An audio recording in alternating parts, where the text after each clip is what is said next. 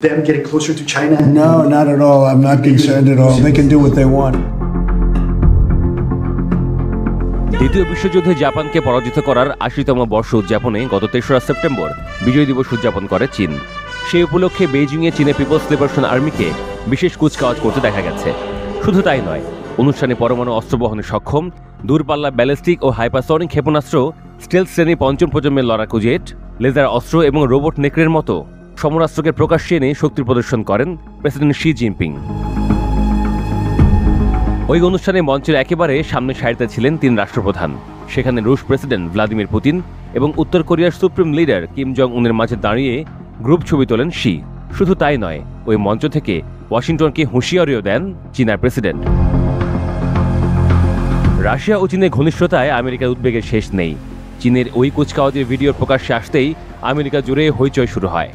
এই পরিস্থিতিতে মার্কিন প্রতিরক্ষা সদর দপ্তর পেন্টাগনকে যে কোনো পরিস্থিতির জন্য প্রস্তুত হওয়ার নির্দেশ দিয়েছেন ডোনাল্ড ট্রাম্প। সাম্প্রতিক সময়ে চীন নিজ দেশের সামরিক বাহিনীকে আধুনিক করছে, তাতে তৃতীয় বিশ্বযুদ্ধের আতঙ্ক গ্রাস করেছে সাবেক সেনা কর্মকর্তা থেকে শুরু করে আন্তর্জাতিক সম্পর্ক বিশ্লেষকদের।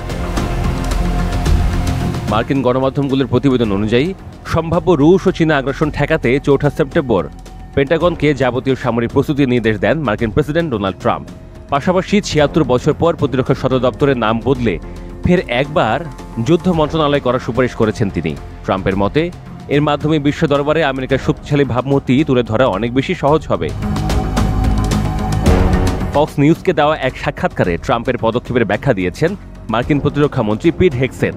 তিনি বলেন, লড়াইয়ের জন্য প্রস্তুত থাকার নির্দেশ দিয়ে আমেরিকার যুদ্ধনীতির প্রত্যাবর্তন ঘটিয়েছেন আমাদের প্রেসিডেন্ট। তবে তিনি শান্তিকামী, জোর করে কোনো সংঘর্ষ শুরু করা তার উদ্দেশ্য নয়। বর্তমানে পেন্টাগনের প্রধান হিসেবে কাজ করছেন ট্রাম্পের এই কিচেন ক্যাবিনেটের সদস্য। আমেরিকার বিরুদ্ধে প্রতিরোধ গড়ে তুলতে জোট গড়েছে রাশিয়া ও চীন। আমেরিকার পূর্ববর্তী প্রেসিডেন্টের প্রশাসনিক দুর্বলতার কারণে চীন ও রাশিয়া এমন জোট গড়তে পেরেছে বলে মন্তব্য করেন মার্কিন প্রতিরক্ষা মন্ত্রী। তবে আমেরিকার সামরিক সক্ষমতা মহাকাশ থেকে সমুদ্রের গভীর পর্যন্ত বিস্তৃত রয়েছে বলেও উল্লেখ করেন পিট। প্রতিরক্ষা বিশ্লেষকদের মতে তাইওয়ান, জাপান বা দক্ষিণ কোরিয়াকে কেন্দ্র করে সরাসরি আমেরিকার সঙ্গে সংঘর্ষে জড়াতে পারে চীন। এ ব্যাপারে রাশিয়া ও উত্তর কোরিয়া ছাড়া যুক্তরাষ্ট্রের কট্টর দুশ্মন ইরানকে পাশে পাবে চীন। অন্যদিকে নেটো, ব্রিটেন এবং ফ্রান্সের মতো পরমাণু শক্তিধরদের নিয়ে যুদ্ধে জড়াতে পারে আমেরিকা।